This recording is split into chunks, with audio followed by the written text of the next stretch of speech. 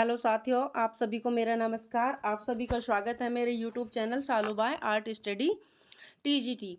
जैसा कि साथियों मैंने आपको बताया था कि मेरी डिटेल क्लास है और जो सिंधु घाटी सभ्यता थी वो हमारा टॉपिक चल रहा था।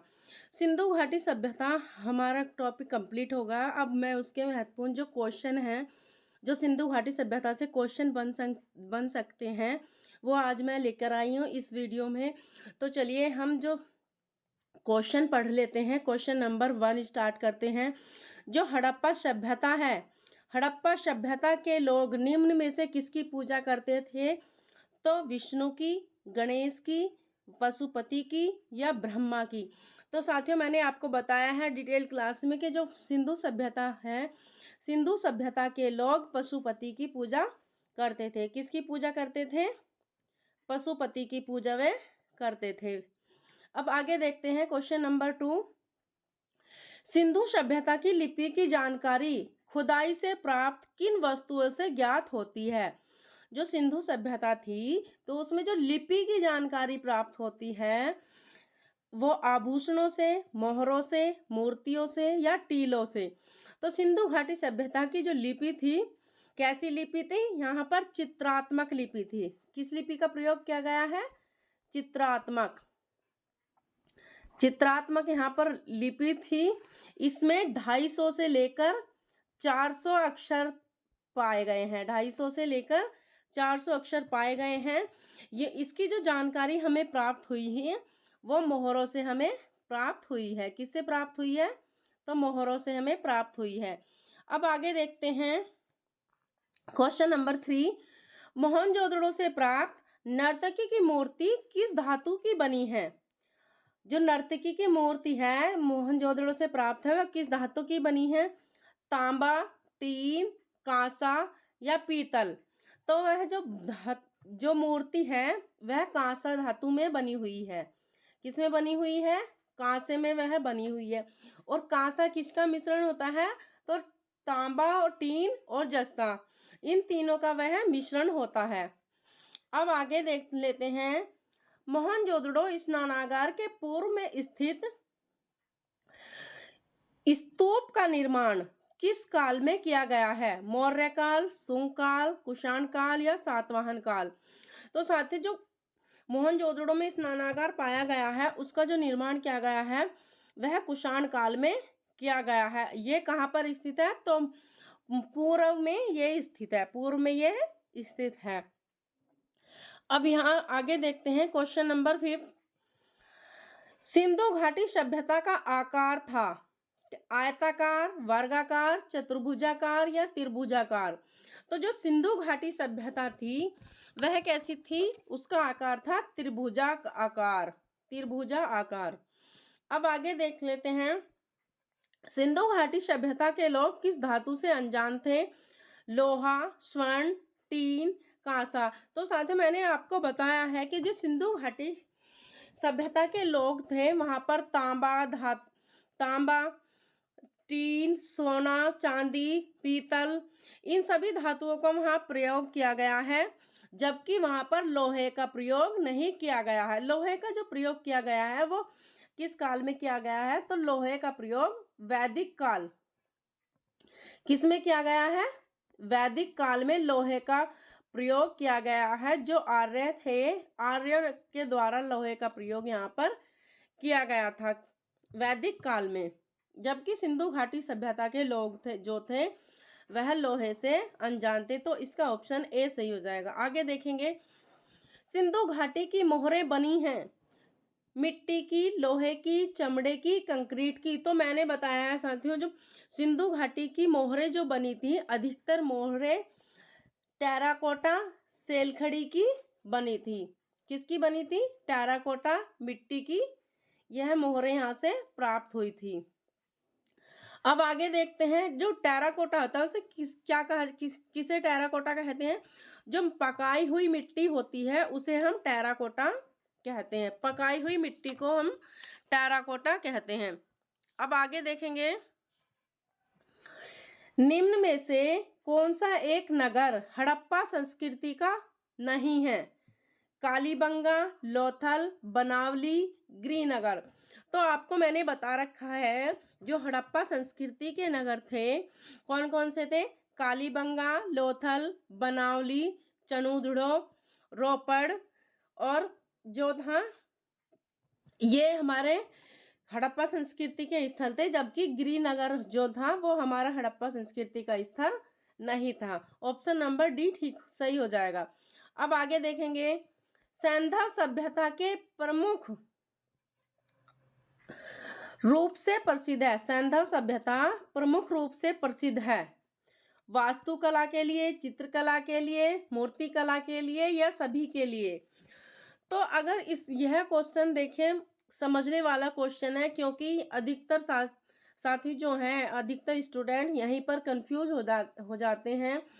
देखिए, जो सैंधव सभ्यता थी वह किस लिए प्रसिद्ध थी, तो वह वास्तुकला के लिए भी प्रसिद्ध थी, चित्रकला के लिए भी वह प्रसिद्ध थी और मूर्ति कला के लिए भी वह प्रसिद्ध थी। लेकिन यहाँ पे क्वेश्चन थोड़ा डाउट वाला है, डाउट वाला नहीं कह सकते इसको, समझने वाला क्वेश्चन है। तो हम इसे समझेंगे जो प्रमुख रूप से इसमें पूछा गया है, प्रमुख रूप से। तो जो सैंधव सभ्यता थी उसमें नगरों का निर्माण किया गया है। किसमें का निर्माण किया गया है, नगरों का। नगरों में भवन बनाए गए हैं। तो भवन जो आते हैं वास्तुकला के अंतर्गत आते हैं। तो यह प्रमुख रूप से वास्तुकला के लिए प्रसिद्ध थी। किस लिए प्रसिद्ध थी, वास्तुकला के लिए प्रसिद्ध थी। अगर ऐसे पूछ लिया जाता है क्वेश्चन तो इसका वास्तुकला सही हो जाएगा।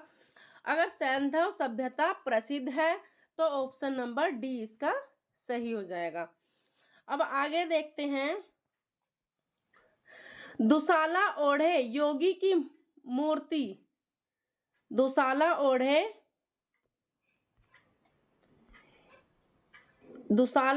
योगी की मूर्ति कहाँ सुरक्षित है।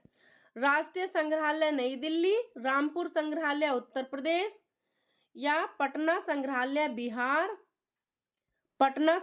बिहार या राष्ट्रीय संग्रहालय कराची। तो साथियों, मैंने आपको बताया हुआ है, जो डिटेल क्लास थी उसमें मैंने सब कुछ डिटेल में पढ़ाया हुआ है। तो जो दुसाला ओढ़े योगी की मूर्ति थी या त्रिफुलिया अलंकरण वाले जो योगी की मूर्ति कहें या देव की मूर्ति इसे कहें, तो यह भारत में नहीं है। कहाँ पर है, राष्ट्रीय संग्रहालय कराची में यह संग्रहित है। ऑप्शन नंबर डी सही हो जाएगा। अब आगे देखते हैं, सैंधव सभ्यता का प्रसिद्ध स्नानागार कहाँ से मिलता है। तो यह कहाँ से मिलता है, चनूदड़ो, हड़प्पा, तक्षशिला, मोहनजोदड़ो। तो जो सैंधव सभ्यता का स्नानागार है यह मोहनजोदड़ो से प्राप्त होता है। अब आगे देखते हैं, सिंधु सभ्यता की अवधि है। तो मैंने आपको अवधि इसकी बताई थी। जो सैंधव सभ्यता थी, आदि ऐतिहासिक काल था 2500 से लेकर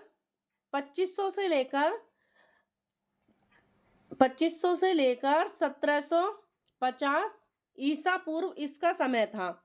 लेकिन इसमें ऐसा कुछ ऑप्शन नहीं दिया गया है, तो इसका दूसरा भी ऑप्शन यह हो जाता था 3500 से लेकर 2500 इसका, ये भी ईसा पूर्व इसका समय था। लेकिन ऐसा नहीं दिया गया है। तो अगर इसके आसपास वाला जो आंसर है तो हम उसी को इसमें देख लेंगे। तो 3000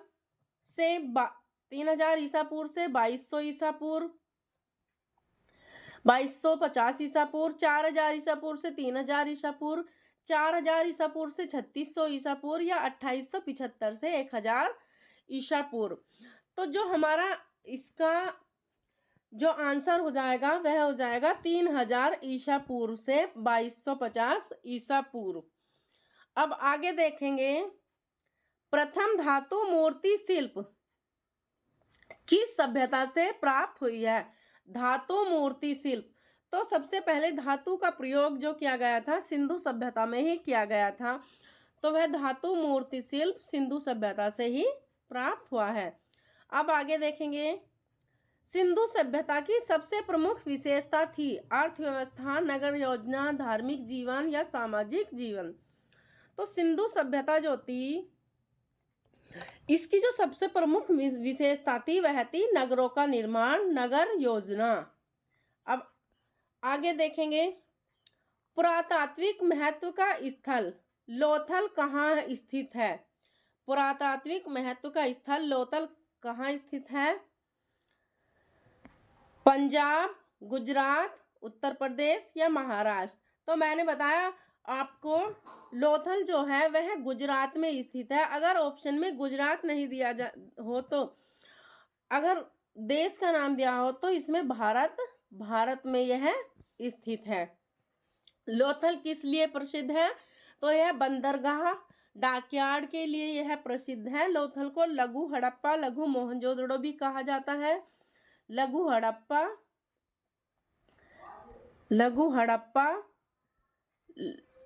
और लघु मोहनजोदड़ो इसे कहा जाता है। जो लोथल था समुद्री व्यापार का यह केंद्र था। समुद्री व्यापार का यह केंद्र था। यहाँ से क्या प्राप्त हुआ है? तो पंचतंत्र में उल्लेखित जो धूर्त लोमड़ी का चित्रण यहाँ से प्राप्त हुआ है। चावल का साक्ष्य भी यहाँ से प्राप्त हुआ है, लोथल और चुनुधुड़ो से। और यहाँ से जो बहुत सी सामग्री है जो मैंने आपको डिटेल क्लास में बता रखी है वो प्राप्त हुई है। अब आगे देख लेते हैं, सर्वप्रथम उत्खनन कार्य किस स्थान पर हुआ है? सर्वप्रथम उत्खनन कार्य हड़प्पा, मोहनजोदड़ो, चनुदड़ो या सिंधु? तो जो सबसे पहले उत्खनन कार्य किया गया है वह हड़प्पा में ही किया गया है। कहाँ पर किया गया है? हड़प्पा में किया गया है। कब किया गया है? तो 1921 में। किसके द्वारा? दयाराम साहनी के द्वारा।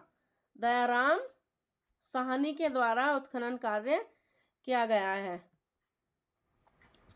लेकिन सिंधु सभ्यता की जो खोज का श्रेय जाता है वो सर जॉन मार्शल को जाता है। इसकी जो खोज की थी सर जॉन मार्शल ने 1924 ईस्वी में की थी। कब की थी? 1924 ईस्वी में सबसे पहले। अब आगे देखते हैं,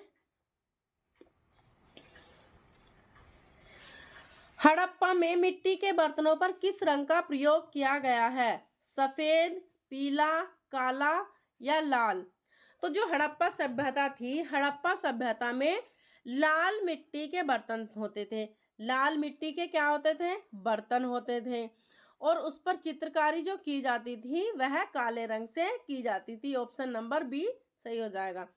अब आगे देखेंगे, हड़प्पा का संबंध है मिस्र से, ग्रीक से, ईरान से या इंडस वैली से?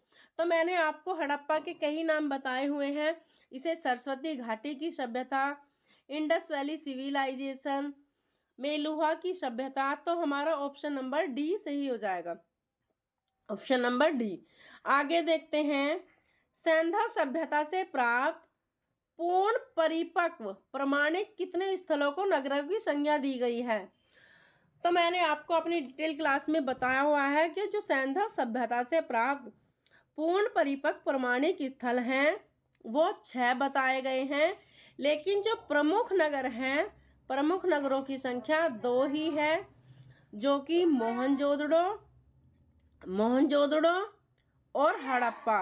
मोहनजोदड़ो और हड़प्पा जो है ये प्रमुख नगर हो जाएंगे। अब आगे देखते हैं,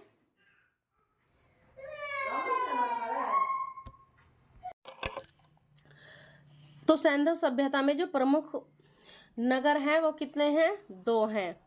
2 है, लेकिन इसका जो आंसर है वो 6 सही हो जाएगा। अब आगे देखेंगे, सिंधु सभ्यता की खोज किसने की थी? सिंधु सभ्यता की खोज किसने की थी? शिव सहाय ने, दयाराम साहनी ने, सर जॉन मार्शल ने या राखलदास बनर्जी ने? तो सिंधु सभ्यता की खोज किसने की थी? तो सर जॉन मार्शल ने इसकी खोज की थी सबसे पहले। अगर इसका उत्खनन कार्य आ जाता तो सिंधु सभ्यता की हड़प्पा स्थल का जो उत्खनन कार्य दयाराम साहनी ने और मोहनजोदड़ो की खोज राखलदास बनर्जी ने कब की थी? 1922 को। तो साथियों, आज की इस वीडियो में मैं 20 क्वेश्चन ही करा रही हूँ और जो आगे के क्वेश्चन है वह अगली वीडियो में मैं आपको सॉल्व कराऊंगी। तो अगर यह वीडियो आपको अच्छी लगी तो लाइक करें, शेयर करें और कमेंट ज़रूर करें। अगर चैनल पर आप नए हैं तो चैनल को सब्सक्राइब करें। धन्यवाद साथियों।